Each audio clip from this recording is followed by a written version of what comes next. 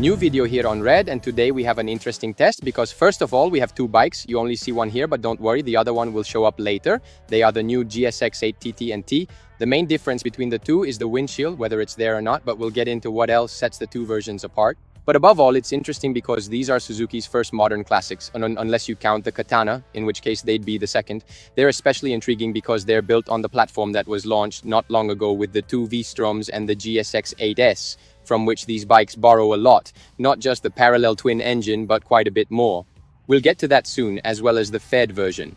We'll get going in a moment, but first let me tell you a bit about what's different compared to the 8S, and also what sets these two apart from each other. There are some small differences that could actually have quite an impact on your choice, aside from the obvious style, so I'd say it's time to get started.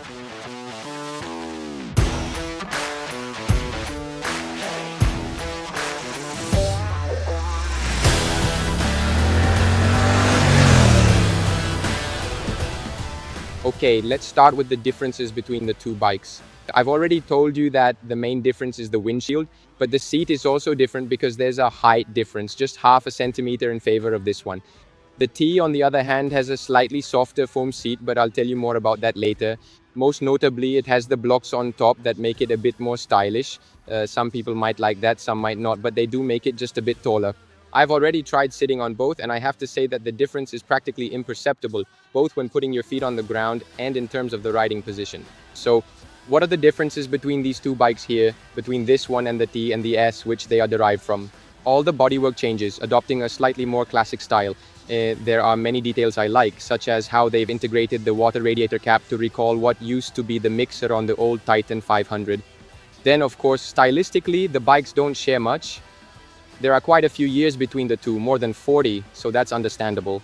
This one here, the TT, is more in line with the idea of a road racer from the 1980s, while the other one is more of a modern classic, the T, which is more stripped down, though I wouldn't call it a scrambler because the chassis and the 17-inch wheels remain unchanged, but it's a bit more classic from this point of view. For the rest, well, everything else remains the same, meaning that the only other differences are exactly what I've already mentioned in terms of style, including the bar end mirrors. The seat, on the other hand, gets a little wider, especially in the rear part, just as the tank also becomes a bit wider, but honestly, you barely notice it. It's not uncomfortable at all. The tank increases in size, going from 14 liters to 16.5 liters, which is a pretty good capacity. As for the rest, what changes? Well, not much, because the engine is the same 800cc parallel twin with a 270-degree crank, 82 horsepower, and the chassis is unchanged as well. The entire suspension system is confirmed, as is the braking system with Nissan components, and all the electronics remain the same. So we have the classic Suzuki display that we've come to know with 3 riding modes, A, B, and C, and 2 levels of traction control, plus the option to turn it off. Also confirmed, and here it's in plain sight, which I really like, the color on the T is different compared to the TT, and maybe I like it just a bit more there.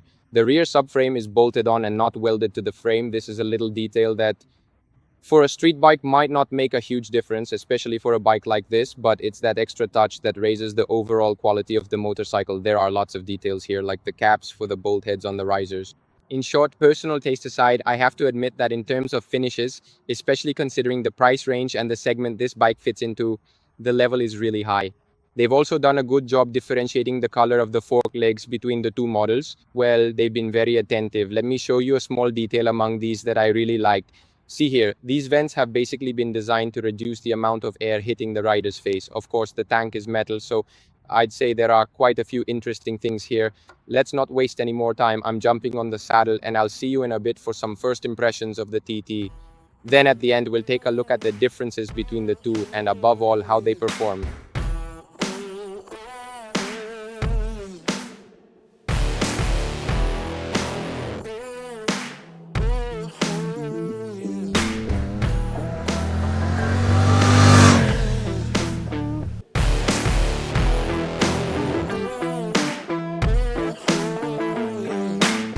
Okay, we just stopped. We've already covered some distance. First of all, I definitely found obviously a lot of the GSX-8S, maybe even some of the vibes this bike gives you, especially the TT with this very old school windshield. Well, I'm not doing badly. At the moment, I have to say I'm quite not exactly surprised, but positively impressed by the chassis, by how this bike handles, and by how easy it is to ride it a bit faster. I have to say, the asphalt here in Slovenia really helps, and not just a little. The engine proves to be extremely usable in any condition, even though there's quite a bit of on-off, especially in the more aggressive map. As for the riding position, I can tell you right away that here too, it doesn't differ much from the GSX-8S. It's great, especially when you want to push a bit harder. You sit well in the saddle, which is very soft, definitely super comfortable for urban commuting. Maybe though, over long distances, if you rack up a lot of kilometers, it might be a bit too soft, but we'll find that out at the end of the day. So for now, let's get going again.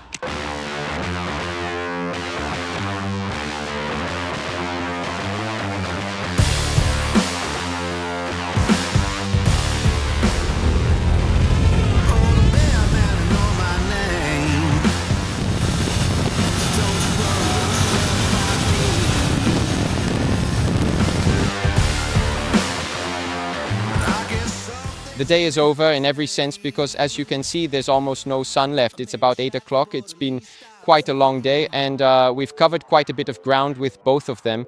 The roads in Slovenia are very beautiful. Some are fantastic with amazing asphalt. Others are a bit more potholed, but it's not bad.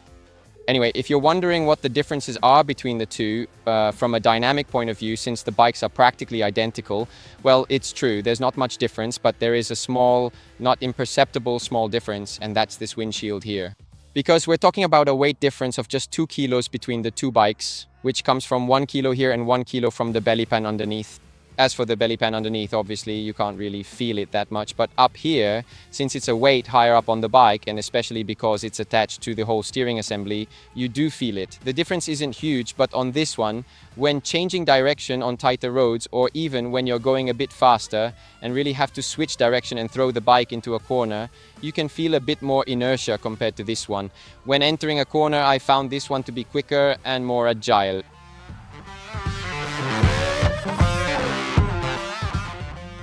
Let's move on to what they have in common. The engine. I already started talking to you about it this morning, so what can I say? In my opinion, this engine here is particularly well made. I really love the way it delivers power. Super strong, super smooth. It really pulls you out of corners nicely, and it still manages to keep stretching out.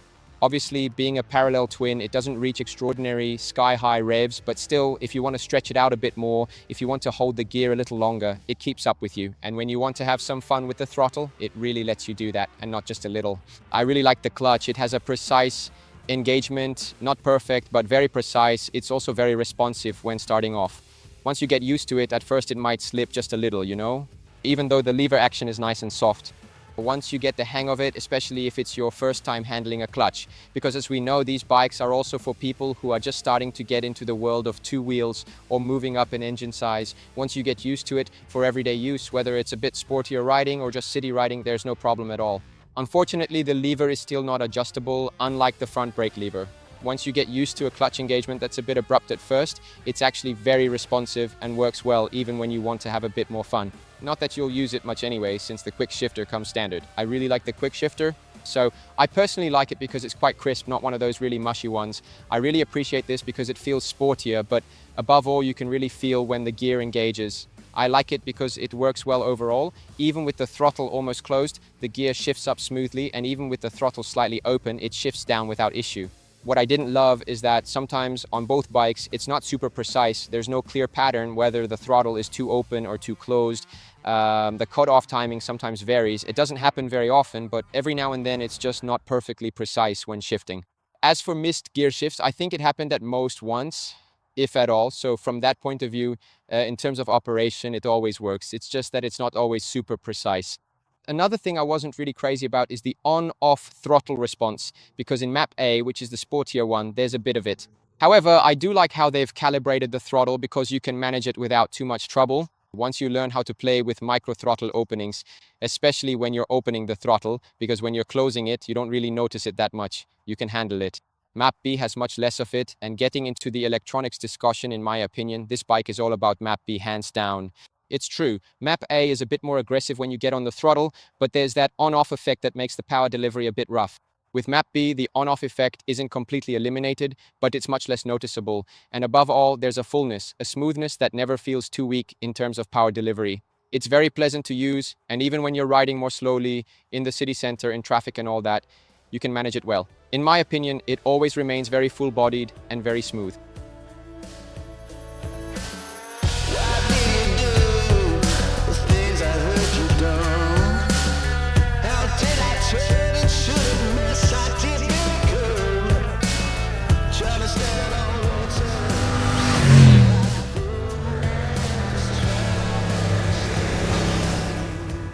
That's what I had to say about the engine.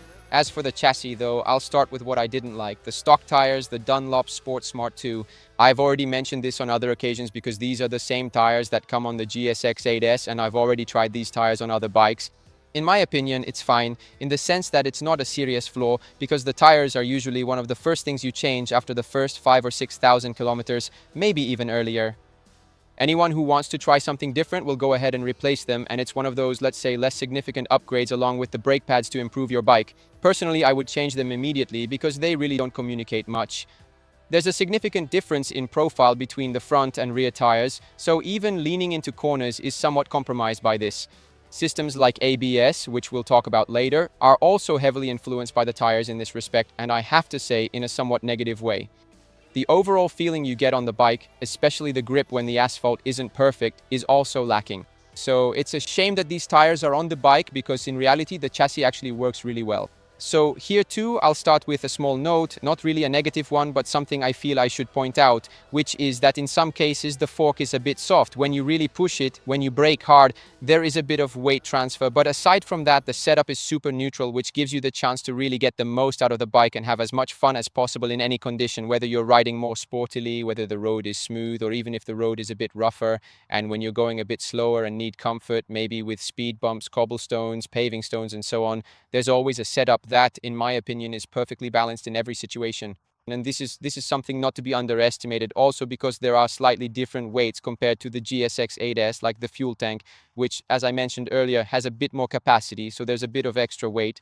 The weight distribution is more or less the same, the weight is very close, but being able to maintain such a neutral setup on a bike in this segment, in this price range, well, in my opinion, Suzuki has really done a great job. Then it really matches very well with the frame, which I like. I like how this bike handles. I like the feeling it gives you. I like the riding position. In fact, as I mentioned before, I'll take this opportunity to hop on for a moment and show you how my feet touch the ground. I'll repeat, I'm 1 meter 80 tall, both feet flat, knees bent.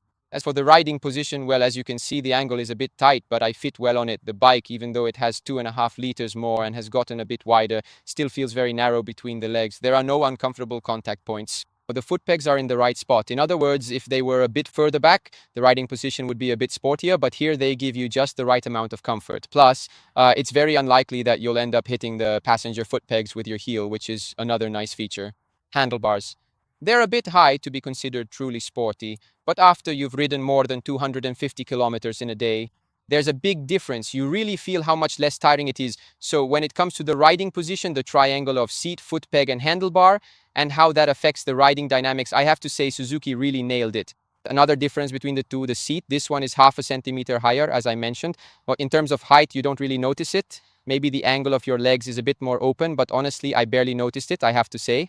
The padding changes a bit, or rather, it changes in this area here because with these bulges, it feels a bit softer. But overall, both seats are soft and super comfortable for short rides. However, if you're covering long distances, they might actually be a bit too soft. It happened to me when you hit a pothole at high speed and it's a bit sharper, you almost end up touching the plastic, and then if you sit on it for a long time, you gradually sink in. Personally, that's something I don't really like, especially for my back and my butt. But aside from that, this is another thing that in quotes is minor and can be addressed if needed. For the rest, I repeat, despite these tires, I really had a lot of fun riding today, and that means the chassis is spot on, as is the way the engine interacts with the rest of the bike. Another thing about the chassis, the brakes. Nissin, a complete system. It's not a particularly refined setup, but there are steel radial calipers, which makes sense in 2025. I liked it. The front brake is always very easy to modulate. There's a good feel at the lever and the braking power is solid.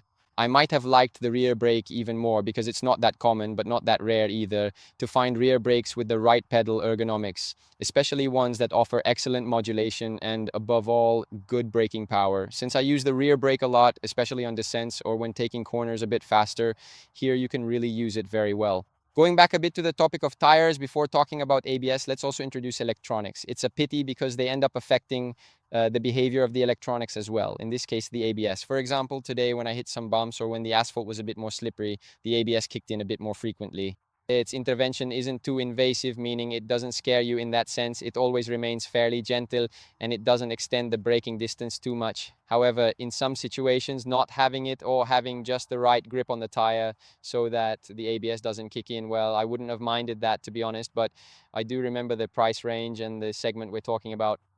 Still, I wouldn't have minded if it were at least adjustable on two levels, one a bit more conservative and one maybe a bit less so. As for the electronics, well, the traction control works well. It doesn't have a separate anti-wheelie system like on the GSX-8S, but it's very focused on its job. I have to say it works well, and its intervention is also not too invasive, allowing you to keep going even when exiting a corner. As for the riding modes, I've already told you, in my opinion, B is the way to go all the time. Mode C, even on dry asphalt, that's a bit slippery, isn't really worth it in my view. Maybe in the rain, yes, but it really cuts down a lot on what this bike can do. And since you can manage the throttle response so well, especially once you've gotten past the on-off moment, with Mode B you can handle everything just fine. When you want a bit more sportiness, there's Mode A, which sacrifices a bit of comfort, but that's how it is. Conclusions? Well, I like them. To ride on this one definitely has that little extra something thanks to the lower inertia, both in the steering and in the quicker, more precise corner entry, but in my opinion, the product is really solid. Now we come to the topic of price. 10,980 euros, 11,560 if I'm not mistaken. What can I say? The price is fair. If we're talking about build quality, absolutely yes. Even just sitting on the bike today, I noticed, despite the lack of an adjustable clutch lever, you can really tell the attention that's been paid to certain details. For what this bike is in terms of its segment and price range, maybe we're a little above average, just a bit too high, but this is the strategy we're seeing from Suzuki, really focusing on quality and on made in Japan, which isn't something you can take for granted these days. However, the flip side is definitely slightly higher prices and maybe the absence of a few small features. At these price points, for example, some bikes are starting to offer an inertial measurement unit and slightly more refined electronics. Who are they aimed at? If you're thinking about getting a naked bike, you shouldn't dismiss or rule out these two just because of preconceived notions, because in fact they are naked bikes, both in how they ride and in their riding position. The only thing that changes is the design, and then the choice is up to you. Let me know what you think in the comments below. If you want to know more about anything, you know I'm here for you, and I'd say at this point I'll see you in the next video.